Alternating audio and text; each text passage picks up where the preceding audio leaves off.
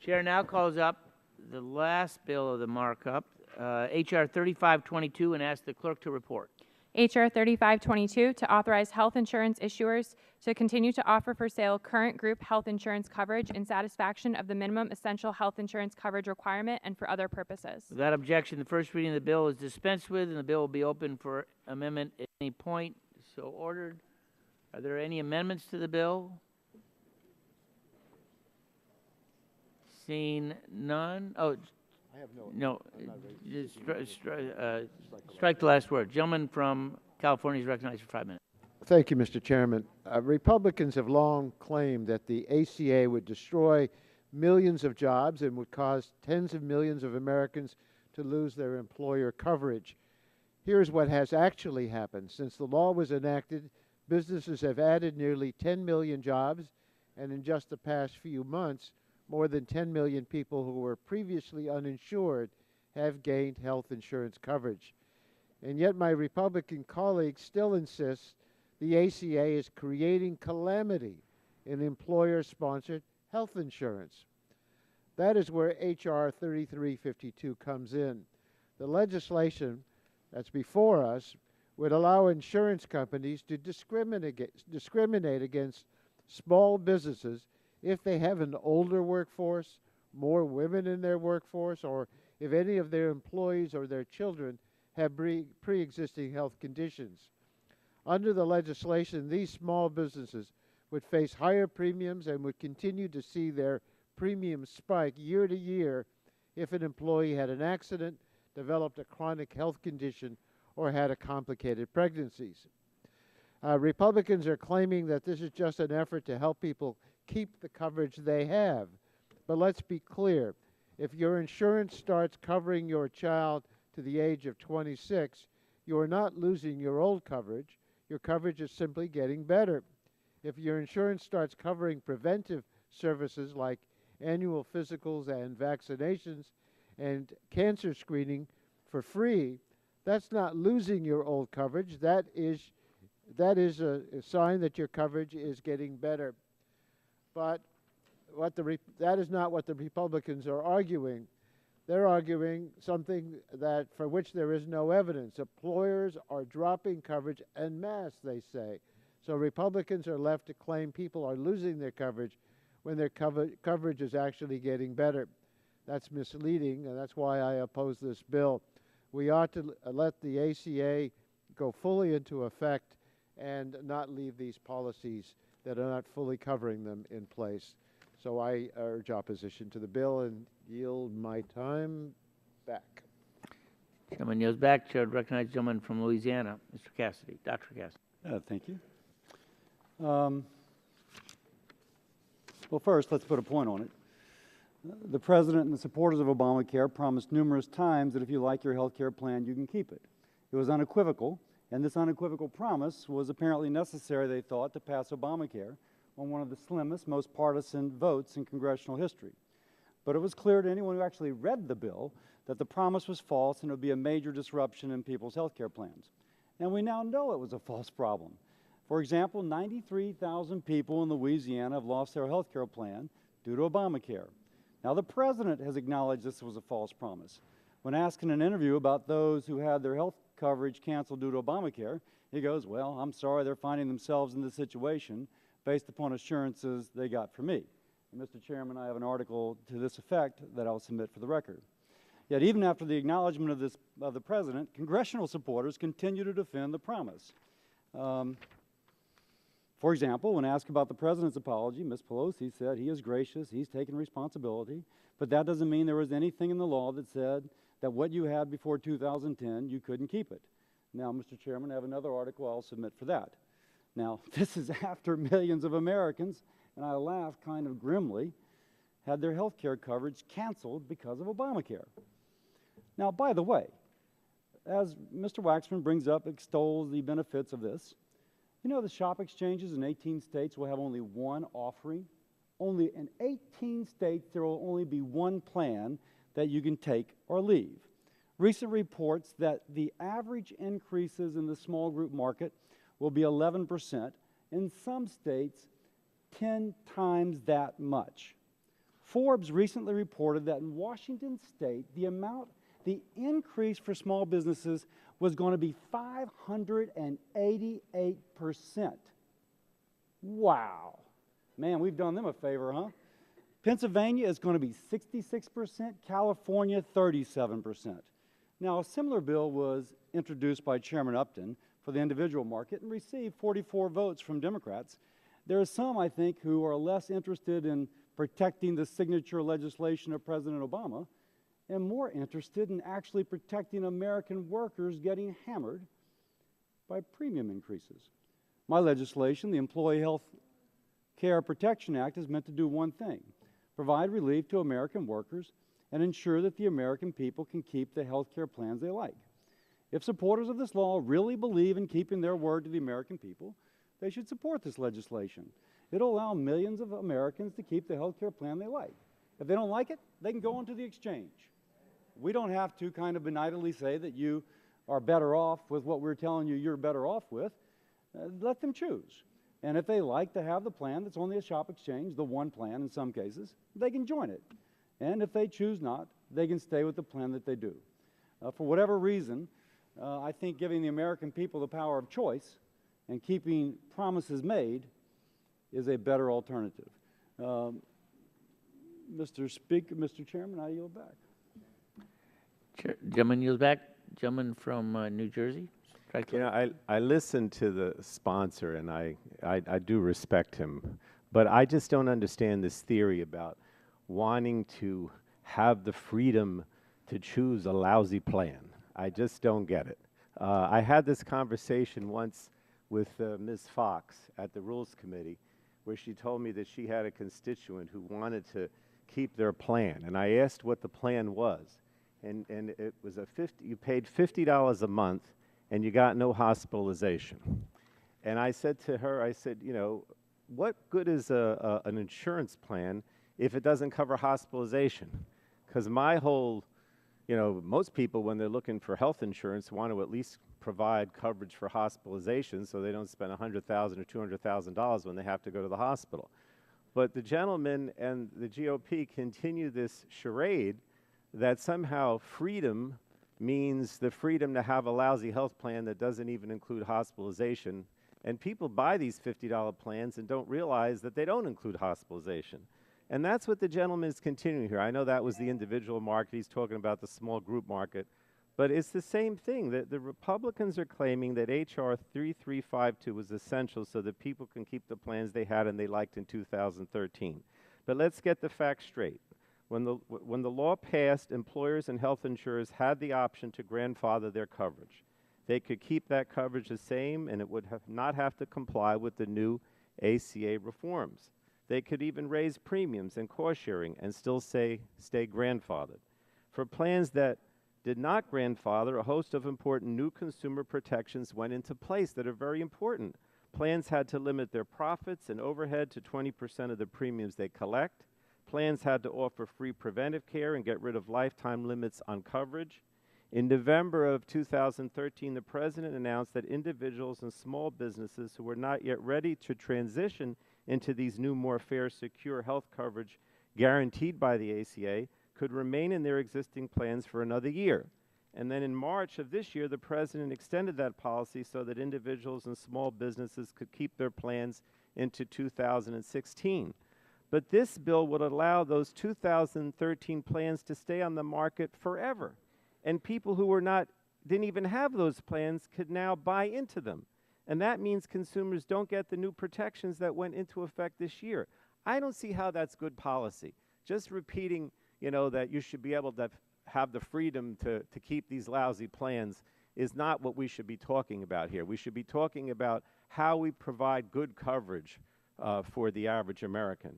And since the ACA was passed, we've added key new benefits and protections to employer coverage, but at the same time, we've added 10 million jobs. We've helped 10 million people to get health coverage. We've seen premiums rise at historically low levels, and we've extended the life of the Medicare Trust Fund by 13 years. That just came out this week.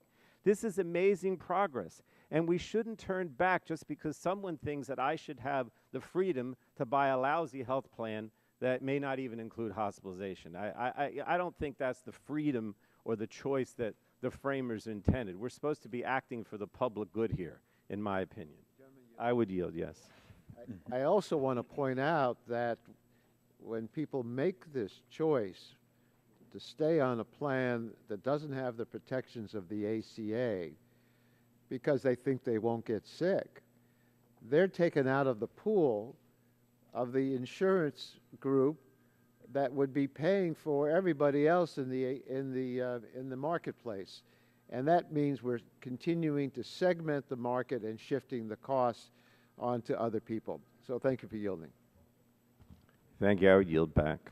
Chairman yields back. Chair would recognize Mr. Barton from Texas. Thank you, Mr. Chairman. Before I talk about this issue, I just want to say that I associate myself with what Congressman Griffith of Virginia said about the need for the Congress to reassert itself. While he didn't ask for a vote on his amendment, I would have voted for it, and I hope that he continues that fight. On this issue, it is ironic to me to hear my friends in the minority continue to use the talking points that they used when they were passing the Affordable Care Act and act as if there have been no intervening events in the real world. They got exactly what they wanted. They crammed it down our throats in this committee, on the floor, in the Senate, and the President signed it. It's not working. It is not working. The President's plan, or the Affordable Care Act's disapproval rating in the country today stands around 60%. And that's a reality. It doesn't matter what the talking points say.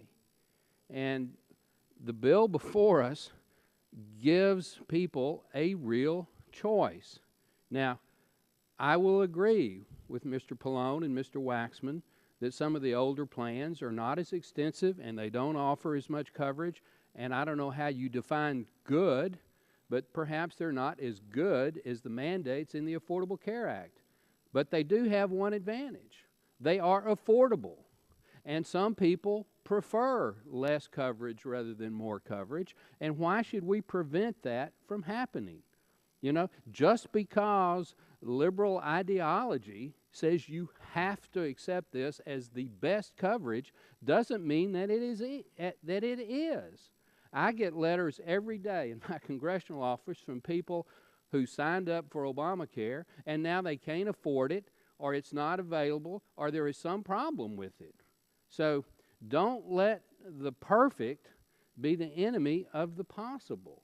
Some coverage is preferable to perfect coverage that you can't afford or don't need. And that's what the bill before us attempts to do, allow some semblance of private choice, private markets to continue to operate. There is nothing wrong with that principle. The Affordable Care Act is not going to work. It will eventually either be changed or it will be repealed and replaced. And this bill before the committee is simply a minor step, but an important step in that process. And with that, Will the gentleman yield? I'll yield to Mr. Shimkus and then Dr. Gingrich. Yeah, and I'll be brief too. Most people, when I talk in my congressional district, will accept the premise that health insurance across the board, people are paying more and getting less. I say that all the time. They concur.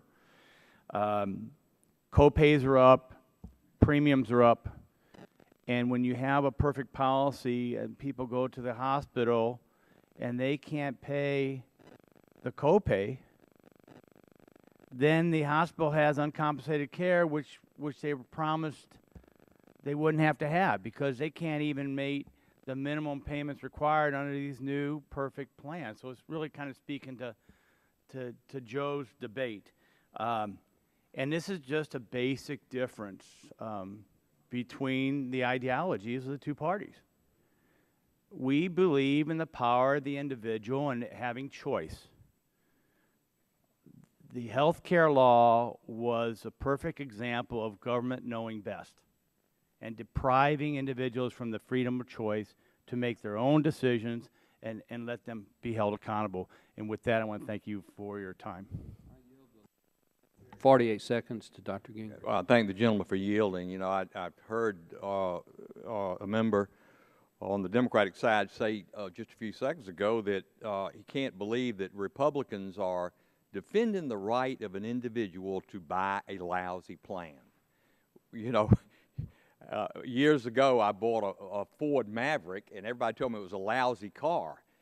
Maybe it was, but it got me from point A to point B, and it was what I could afford. It was the automobile that I could afford.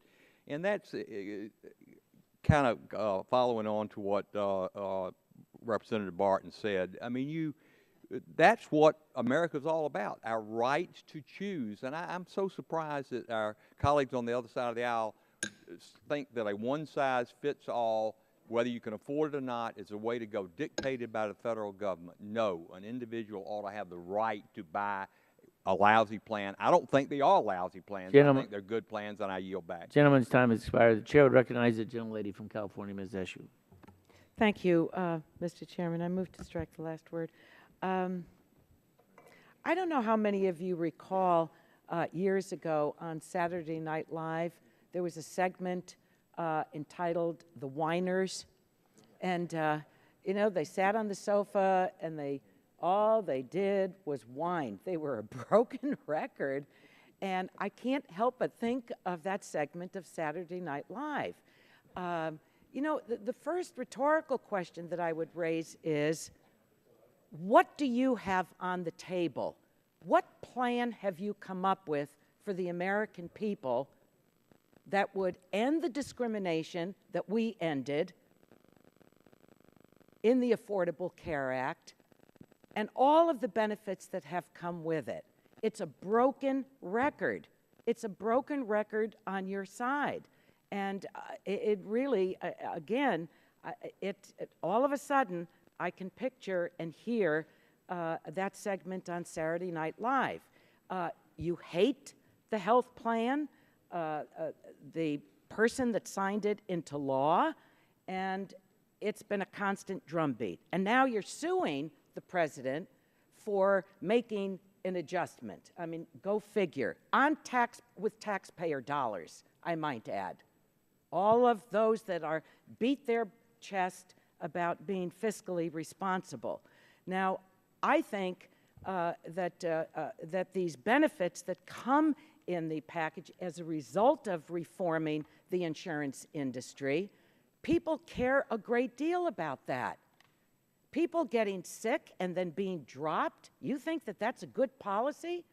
Why don't you write a policy like that into law? See how many people would stand next to you on that.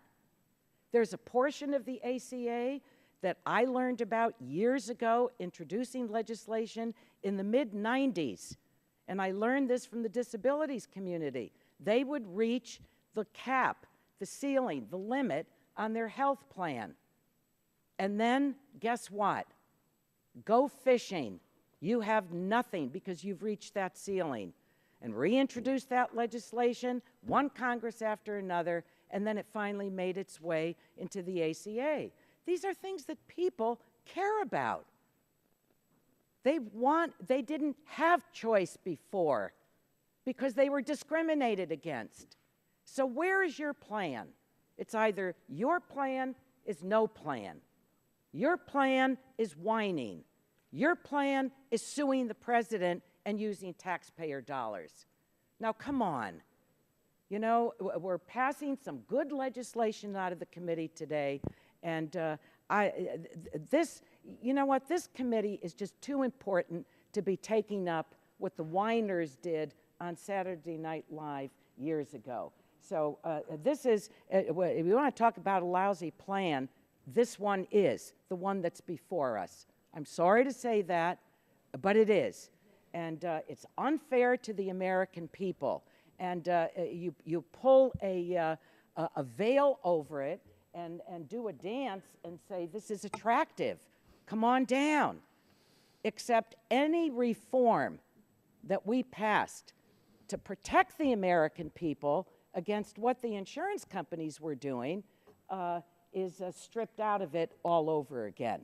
So what year and what century do you want to go back to? America is all about moving forward, not looking in the rearview mirror and thinking you see the past.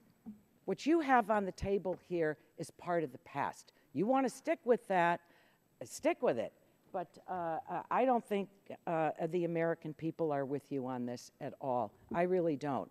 Is the ACA perfect? Of course not. No legislation is. Why? Because it's the product of human beings. We are all less than perfect. But when you start talking about how they were discriminated against by the insurance companies, I want to tell you that I don't believe that in any of your districts that your constituents are saying, bring it on. We love having a choice to be discriminated against. I mean, I just don't fall for that. So I think we should just get this thing off the table. And I don't know why you think this is a good idea. Let's take a vote on it. And I hope no more Saturday Night Live whining is brought up in legislation, because it's not attractive, it's not truthful, and it really does not fit with the dignity of the American people. I yield back. Lady's time has expired. Chair would recognize the gentlelady from Tennessee, Ms. Blackburn.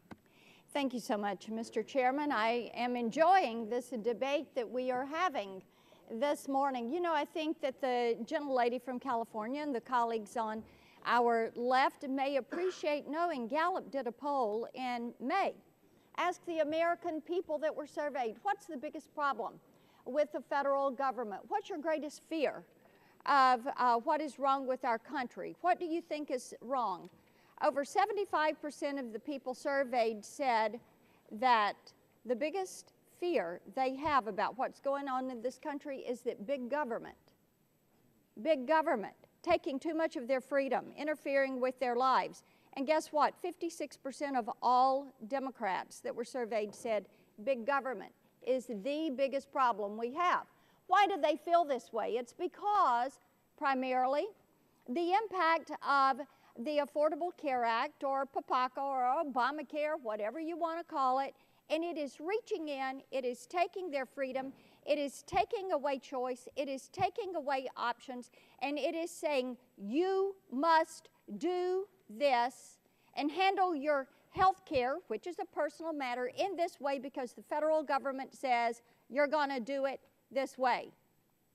Now, it is never whining to stand up and fight for freedom. And I would seriously doubt that Patrick Henry ever said, give me health care or give me death. He said, give me liberty or give me death. Health care is something where individuals want to make their choice of what is going to work for them and what is going to work for their families, and purchase a plan that they can afford. Mr. Cassidy is to be commended for bringing the bill forward that stands with the majority of Americans who say Obamacare is not working for them. It is too expensive to afford. The networks are narrowing, the out-of-pocket costs are rising, and the American people do not see this as a resolution to any health care issues that they are facing. With that, I yield to the gentleman from Colorado. I thank the gentlelady for yielding, and I wish I had brought some of the letters with me from Coloradans who had their health insurance canceled. 335,000 Coloradans had their health insurance canceled thanks to Obamacare. They're not whiners. They're not some whiners on Saturday Night Live. I think it's offensive to call the 335,000 people in Colorado who had their health insurance canceled nothing but Saturday Night Live whiners. I hope that this debate will take a higher cause and higher purpose than to focus on people in Colorado who had legitimate health care needs and concerns and policies that they wanted to keep, and to call them whiners. But perhaps that's what some people in this chamber and body think they are. Nothing but whiners. 335,000 Coloradans, millions of people around this country, just whiners because they bought health insurance plans they were promised they could keep. Let's go back to those talking points. Let's do a little rewind and replay of the talking points from several years ago. If you like your health care plan, you can keep it. Lie of the year. If you like your doctor, you can keep him or her. Turning out not to be true. And in the debate today, it's talked about how premiums are rising, admitting that premiums are rising. But the promise of Obamacare was that it would lower premiums. And so here we are, having a fight over a bill that the majority of the American public has rejected, with people calling millions of Americans whiners. I support this legislation and believe that people ought to be given the choice to keep the plan that they liked, that they wanted to keep, that worked for them. And who are we? Who are we as Congress to think we know what's best for the people of this country? And that we can impose our judgment on them because we believe we are smarter than them. Shame on anyone here who believes that the people of this country are whiners. Mr. Chairman, I urge the support of this bill and yield back to the gentlelady. I thank the gentleman for yielding back, and I yield my time back to the chairman. Gentlelady yields back. Other members wishing to speak, I see a lot. Mr. Green, recognized for 5 minutes. Thank you, Mr. Chairman. I know in the news, if you look at the news today, we're all talking about ceasefires. I've enjoyed the last ceasefire for about the last 3 or 4 months, that we haven't had a motion on the floor to repeal the Affordable Care Act, because we've actually been working on issues in the committee that may have an impact. But again, bringing this bill up, it reminds me of the same arguments that I think some of us may have heard in the 1960s after Medicare was passed, although Medicare passed with Republican votes, unlike the Affordable Care Act. But I remember seeing things in the 60s talking about how it was so terrible, socialized medicine. And yet, I bet you there would not be one person today in Congress who would get up on the floor and say, let's abolish Medicare and let's let people have their liberty not to have insurance over 65 or let them die, because that's what we're talking about. That's the liberty and death we're talking about. The discussion today, it's just so incorrect, and I want to ask unanimous consent to place into the record 2 items about how misleading some of this information is on the Affordable Care Act. First, it's an article from National Journal titled, Obamacare Premiums Aren't Living Up to the Doomsayers' Predictions. It shows how premiums are growing at a slower rate than they have in the past. In fact, premiums are actually falling in many states around the country.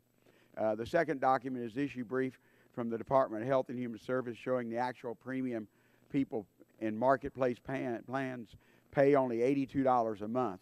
And financial assistance available for the vast majority of the consumers, and that is saving people real money. If I could ask unanimous consent to place that in the record, Mr. Chairman. Without objection. Mr. Chairman. Well, thank you. I still have, it'd be nice just to legislate. And I think that's what the Energy and Commerce Committee has been. Our history is to legislate. And so instead of having the 54th or 56th or 57th time that we'll have something on the floor to repeal the Affordable Care Act, let's see if we can fix the law. There has never been a law passed by any Congress that's perfect. And if you want to fix it, if you have complaints about the problems, let's sit down and work it out. But just repealing it's not going to happen, and it'd be nice not to, not to have this battle again, because we've already had it. I think 53. I know some Republicans say 56 times. And I like to yield the remainder of my time to my colleague from New Jersey, our ranking member on health care. I just want, thank you, and I just wanted to go back to my example before rules with Virginia Fox, where Congresswoman Fox, where she said, you should have the freedom to have this $50 plan. You pay $50 a month, you don't get hospitalization. The problem, though, is it's all very nice to talk in an ideological sense about how that's choice and that's freedom, and we can talk about Patrick Henry, and, that's wonderful. But the problem is, when that woman ends up in an accident and she goes to the hospital and she runs up a bill for $100,000 or $200,000, first of all, she may not even realize that her plan for $50 doesn't have hospitalization, because they don't necessarily tell her that.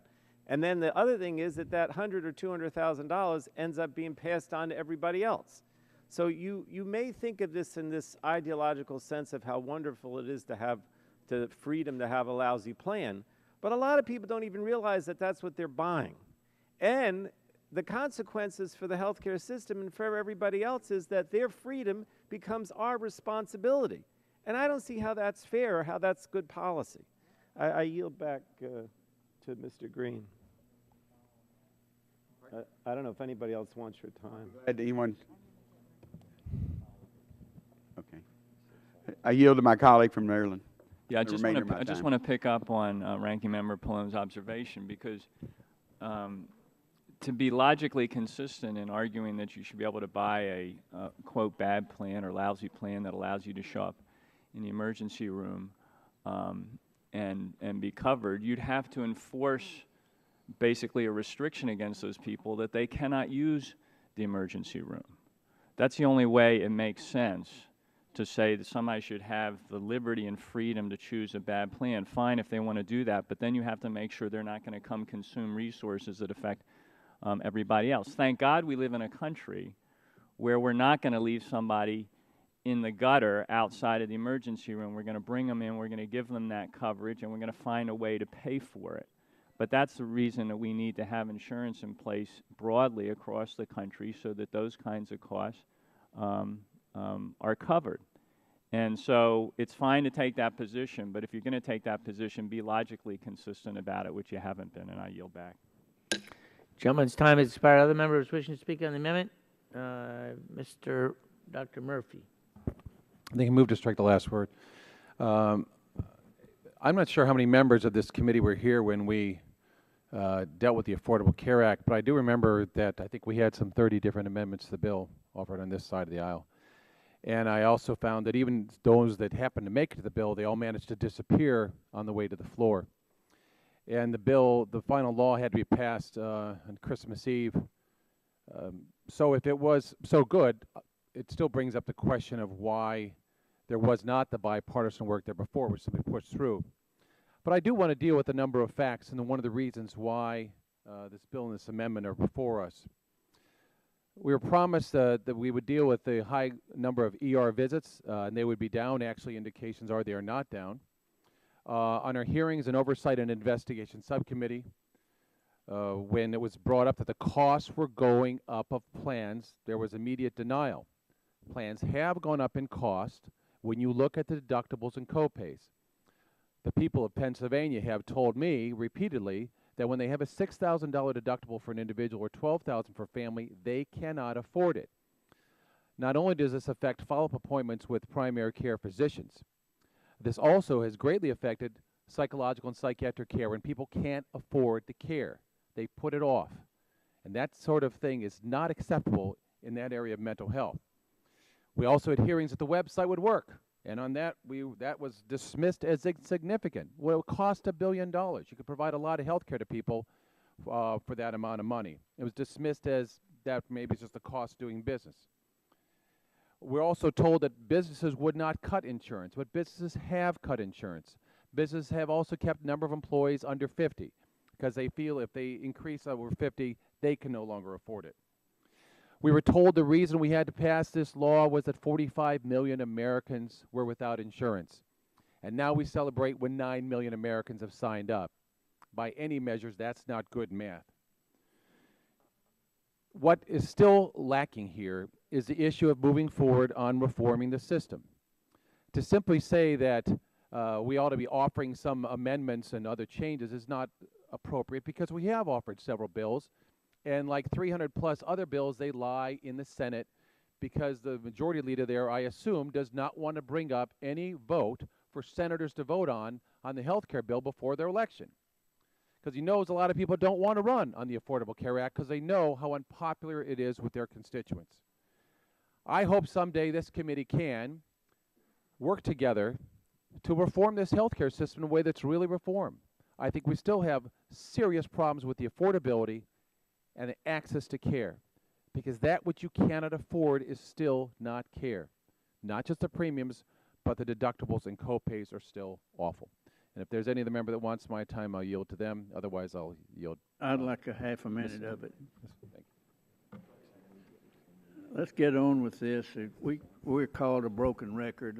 My answer to that is there aren't any more broken records. I heard the governor of Wisconsin talking to his son, telling him, get a job, get a job. He said, Dad, you sound like a broken record. His father told him, said, no, there aren't any broken records anymore. There aren't even any Victrolas. You may have a broken iPod. Come on, let's vote. Other Republican members wishing to use this time? Go Ms. ahead. Elmers, do you want my time? Yes, I would like to use the time, and thank you to my colleagues. You know, my colleague from Pennsylvania brought up a very important point about the deductibles. You know, our colleagues across the aisle continuously talk about that they don't know what terrible health care plan they had and how they are using this against them when they end up in the emergency room and then find out that they're not going to be able to afford. Who is they? And this, again, this continuous idea that hospitals around this country would ever turn any individual away for health care. Yes, there has to be a way to pay for it. That's what hospital staff does. That's what our social services do. That's what our social workers do. They work with patients. And yes, we have to come up with affordable care. But, you know, we were given a promise. The American people were given a promise. If you like your health care plan, you can keep it. And today we're going to enforce that. We're going to pass this. And we're going to look to the American people, and we're going to work with the American people. And I hope our colleagues across the aisle to come up with affordable care for every American. And with that, I yield back my 5 seconds. Gentleman's time has expired. Chair would recognize the gentlelady from California or Colorado, Ms. DeGette. Thank you very much, Mr. Chairman. And I'm really sorry that my colleague from Colorado gave his statement and lobbed all of these numbers out and then left, because I actually, they're actually not exactly correct. He said that 335,000 Coloradoans had their, oh, he's back, excellent. Good, because I want you to hear this, Mr. Gardner. Mr. Gardner said that 335,000 Coloradoans had their insurance canceled, but in fact, they did receive the notices. But 96% of those people received offers of renewal, and in fact, most of those, or a number of those people did renew their insurance. The reason they received those notices is because they didn't comply with the minimal requirements of the Affordable Care Act. And the reason the Affordable Care Act has minimum requirements is because a lot of Americans who were buying these low-cost insurance policies were in fact not getting the health care that they needed to be healthy or to have their children be healthy. But nonetheless, these folks have all been offered, 96% of them were offered renewals, and many of them accepted. But here's the other thing about Colorado since the Affordable Care Act was passed. In Colorado, the uninsured, the number of uninsured in Colorado after we did our state exchange dropped by 7.5%. And so it went from 16.5% of Coloradoans who were uninsured to 9% of, to 7% of Colorado, no, to 9% of Coloradoans who are uninsured.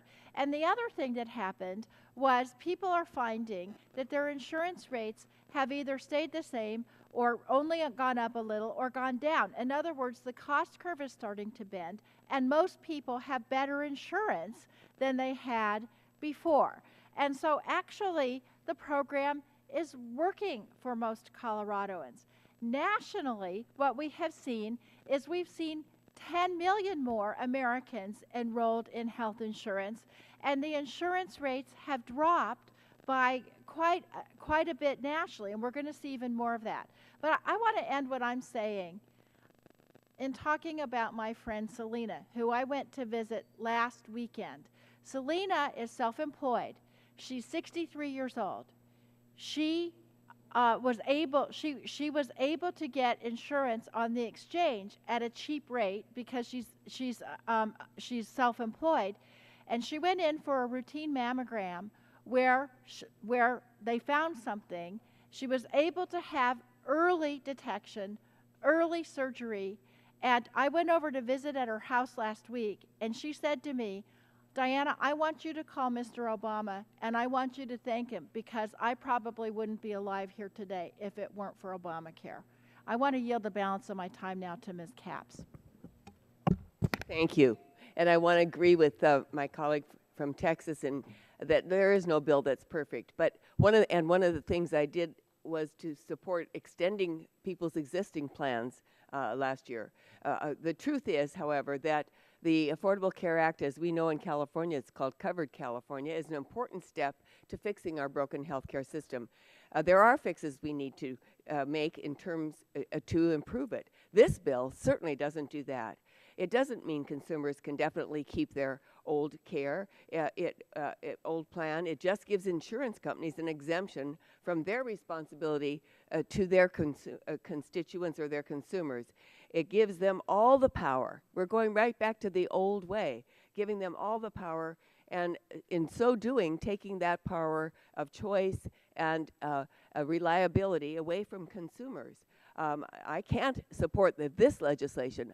I know we could be doing some good, important work in fixing the Affordable Care Act because nothing is perfect as it's originally written. We need the experience of states like California that are beginning to implement it, and we can make the changes that will make it more cost-effective and more affordable, more accessible.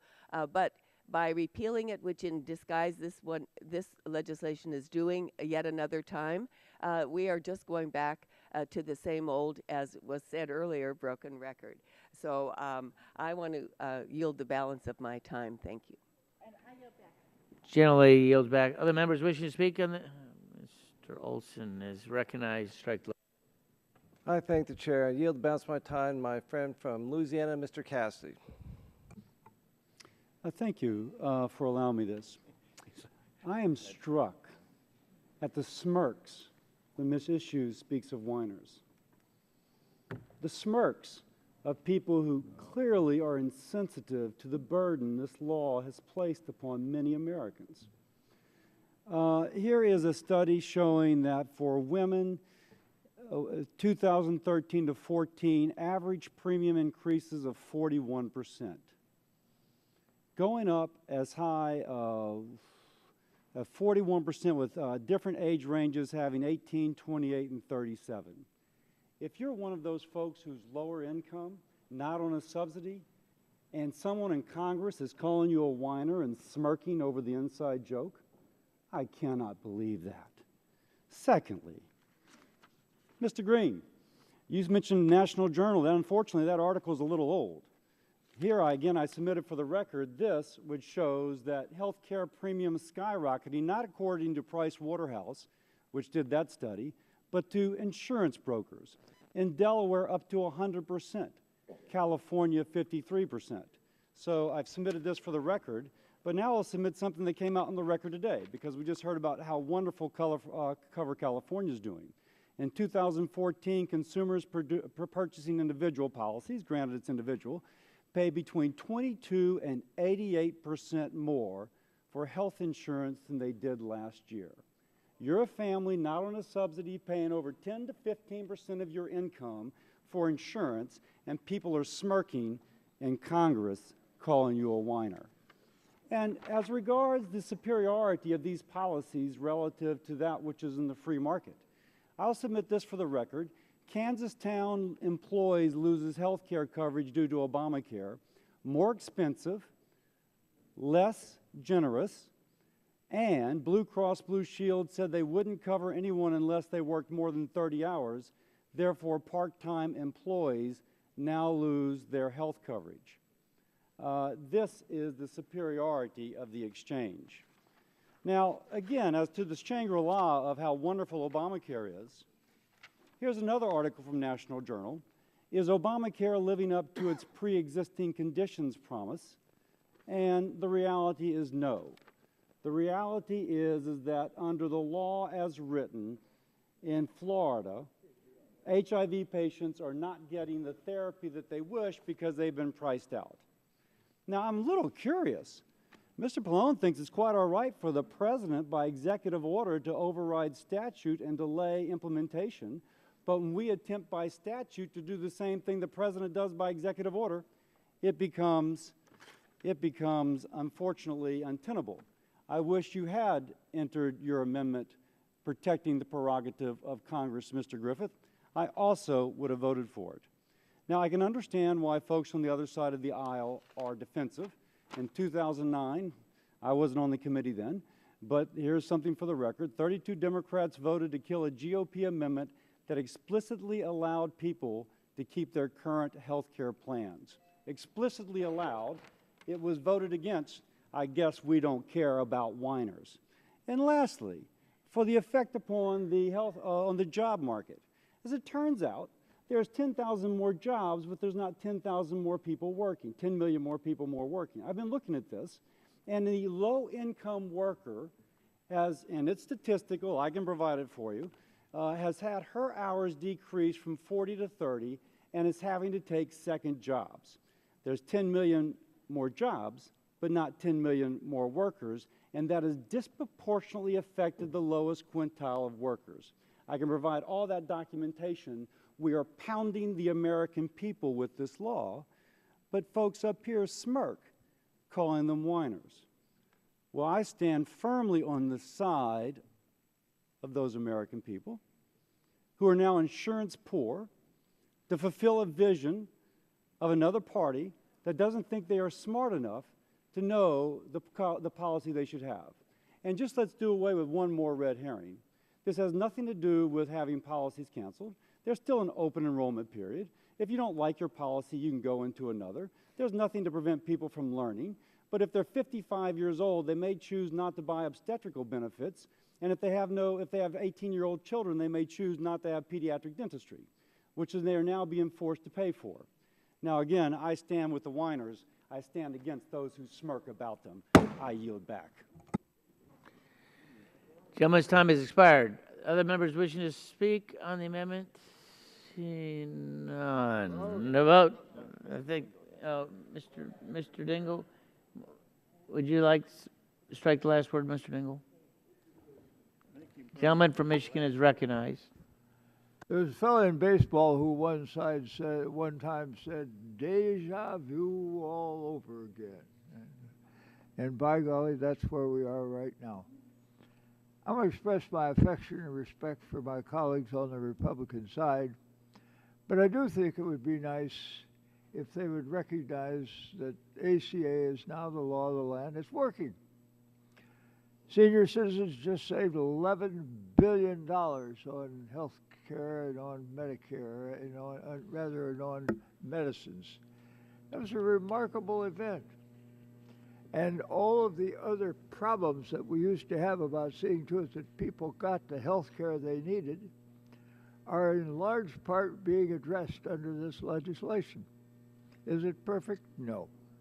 Last time we wrote some perfect legislation, Moses brought it down off Sinai, and he got mad and threw it down and broke the whole business. But the hard fact of the matter is that it's better. Kids are on their parents' plans. We're seeing that everybody has a better chance. We're now seeing that people who had been denied by pre-existing conditions can get health care now, which they couldn't previously. Strangely enough, the insurance companies supported all of this.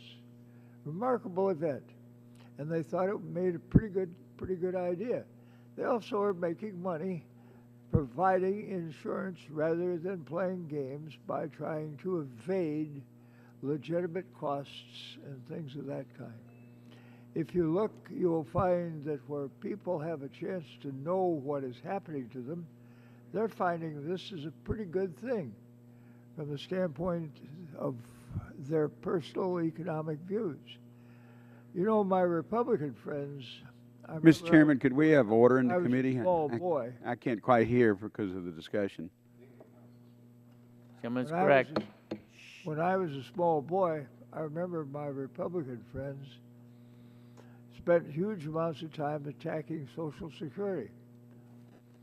And then finally, that particular bunch died off, And then when I sat in the chair and presided over the passage of Medicare, they started attacking Social Security again and started attacking Medicare.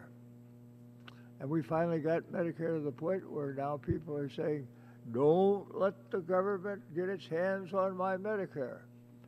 And so we hear a lot of people who are running around protecting senior citizens from government intrusion into their Medicare.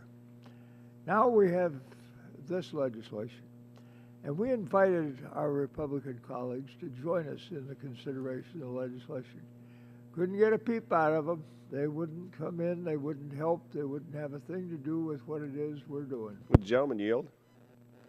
So my hope is that the Republicans will stop this business of trying to just take us back to those sad, grim old days when our senior citizens and when our health people didn't have health care because the insurance companies had practiced that kind of insurance salesmanship. So with affection to my Republicans and Republican friends, let's get down to the simple business of doing what we should be doing, legislate. Let's get this thing going. Let's see to it that we make it work. Give it a chance. This is a piece of legislation that's covering 350 million people. It's a huge piece of legislation. And it's going to be a terrible, terrible task to get it to work in the way that we need to have it work. But if it can be done, if we all get together and pull together. And so to my dear Republican friends, I say, let's stop this nonsensical fighting. Let's defeat this legislation. Let's go on and get down to the business of making the Affordable Care Act, in fact, work for the benefit of all of our people. So we can go home and say, we did something good for the country instead of just being down here with this nasty, unpleasant wrangling that's continuously going on and bringing nothing but disrespect and opprobrium upon the Congress. So with affection and respect, let's quit this nonsense and let's get down to serious business. Thank you, Mr. Chairman. I think we're ready to vote. Can we vote? Other members wishing to speak?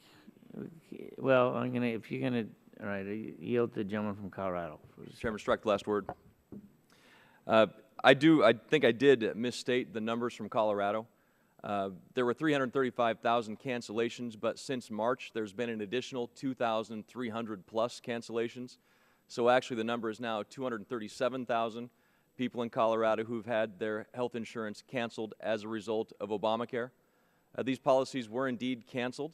We had a panel of insurance companies testify before us that those plans were canceled because of the health care bill. We had a panel of insurance executives testify that the law was written in such a way that even those that had been extended will be canceled because of the health care bill.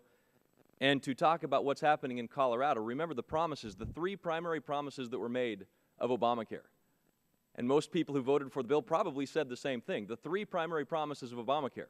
If you like your health care plan, you can keep your health care plan. 337,000 Coloradans found that not to be true. If you like your doctor, you can keep your doctor. People across this country have found that not to be true. This will lower the cost of health care premiums. People who supported the health care bill in this committee today have said premiums are rising. The third primary promise, the foundational promises sold to the American people, simply not true. But instead, 337,000 Coloradans have been called whiners here today. Now, when it comes to what's happening to those who had their health insurance canceled in Colorado, we don't know, because I will read to you what a Denver Post article said several months ago, that the Colorado Division of Insurance is not even tracking what's happening to the people who had their insurance canceled. Here's the quote from the Denver Post, but Colorado's insurance division is not tracking what happens to premiums as policyholders move to ACA-compliant plans, so it's not known how many people are facing premium hikes and how steep those increases are. The Colorado Health Insurance Exchange has already increased taxes by millions of dollars. It's over budget. There are problems with the budget. They don't know where the money's being spent. I encourage this committee to take a look at these exchanges and see what's happening. Because after 1 year, we don't know if they're going to be sustainable. In fact, some of them are already increasing taxes by millions of dollars. 337,000 Coloradans lost their health insurance, had it canceled because of Obamacare. Mr. Chairman, I yield back. The gentleman. I yield the time to gentleman from Texas. Yeah, just briefly. This is a really important issue, and it's to the benefit and appreciation of the members that everybody takes it seriously. These are real issues, and this is a committee that's got a history of working on real issues. But it shouldn't get too personal. And when some of the things that have been said about whining and all of that, first of all, I thought Ms. Eshu's comment was cute. I thought it made a point. I didn't agree with the point. I also think that I'm one of the few members on the Republican side that can remember that. Most of our members over here are either too young or their parents wouldn't let them watch such trivial entertainment as Saturday Night Live.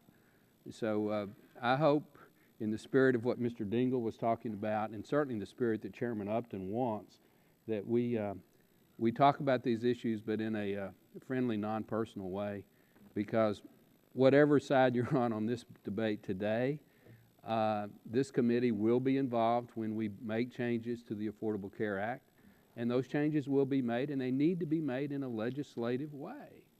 And that's what we're about today. Mr. Cassidy's bill is an honest attempt to do it in a more conservative way. And I understand people disagree with that, but that's what Congress is about. We'd rather be here calling each other whiners than shooting at each other like they're doing in other parts of the world. And I can assure my members on the majority side, I've been called a lot worse than a whiner in this committee. So that's a minor point. And with that, I yield back. Gentleman yields back. Other members wish to speak? Mr. Yarmouth is insisting. Thank you, Mr. Chairman. I move to strike the last word. I will be brief. Since we're stuffing the record with statistics, I'd just like to point out a couple of things. One is a national survey just within the last week that more than 70% of the people who have acquired insurance under the Affordable Care Act are satisfied with their plans, and that includes more than 70% of Republicans. I doubt if you would have gotten that level of satisfaction from people about their insurance plans prior to the passage of the ACA. In Kentucky, which is, I think, one of the models of success under the ACA, more than 420,000 people have acquired insurance coverage, either through Medicaid or the private plan, through the ACA, through Connect, our Kentucky exchange. The average premium for those buying private plans is $88 a month after the subsidy, clearly within the affordability range of most Kentuckians. And the statistics in regard to the reduction in unreimbursed care to hospitals and providers, the number of people taking advantage of preventive care services at all levels has dramatically increased. So I think a lot of the satisfaction level with the ACA and the success stories have to do with whether a state actually embraced the law and wanted to see it succeed rather than trying to sabotage it. And one final thing, I know Mr. Cassidy cited statistics, and one thing that we ought to keep in mind, he very definitely said the difference between 2013 and 2014, which was the difference between when there was no ACA in the private plans and when there was. And I've dealt with a number of my constituents who said they had insurance premium increases of 50 or 60%, and when you looked at their plans, what they had before was a plan that they were paying $100 a month for, which didn't cover anything, which again subjected them to bankruptcy at the slightest accident or so forth. And yes, they are paying more now under the ACA, but they also have coverage which will actually protect them. So we can throw statistics around, they can tell a variety of stories, but the success of the ACA, I think, can be documented where people actually decided to try and make it work. I yield back. Gentleman yields back. Other members wishing to speak? Seeing none, the vote occurs